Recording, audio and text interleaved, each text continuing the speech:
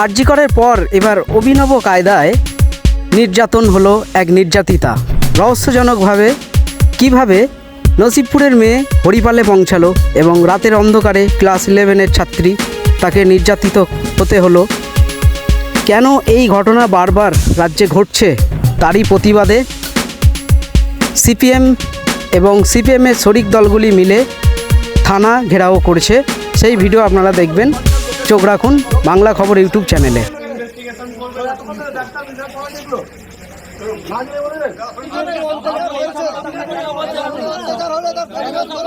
বারবার একই ঘটনার পুনরাবৃত্তি হচ্ছে। এই রাজ্যে একই ঘটনা ঘটে চলছে। এক তো আরজিকর ঘটনার এখনও বিচার হলো না, দোষীরা সব ধরা পড়ল না, তার উপর চলেছে রাজ্যের বিভিন্ন জায়গায় একের পর এক নির্যাতন এবং বেছে বেছে টার্গেট করা হচ্ছে স্কুল ছাত্রী, সাধারণ মানুষের ওপর।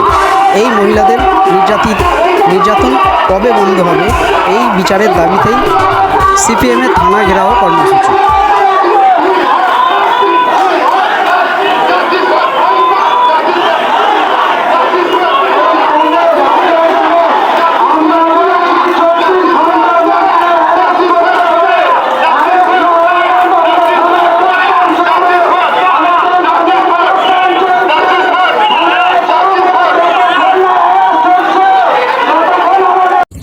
আমাদের 18 নম্বর রাস্তার গলি অন্ধকারের মধ্যে একটি ছাত্রী, যা ক্লাস 11-এ পড়ে, নসিবপুরের খালধারে বাড়ি, তার শরীরের যখন অন্ধকার গলি থেকে ওই এলাকার মহিলারা দেখতে পায় তার শরীরের কোনো পোশাক ছিল না।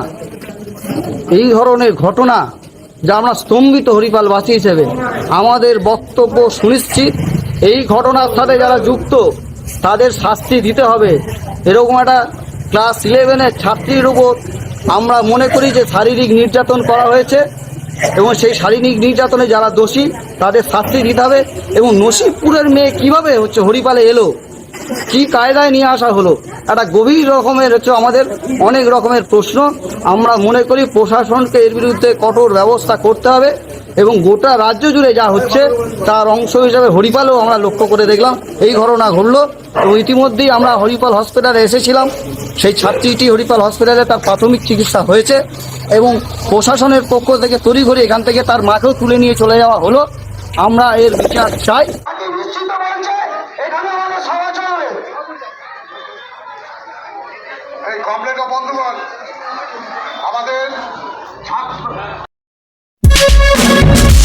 আপনারা দেখছেন বাংলা খবর ইউটিউব চ্যানেল।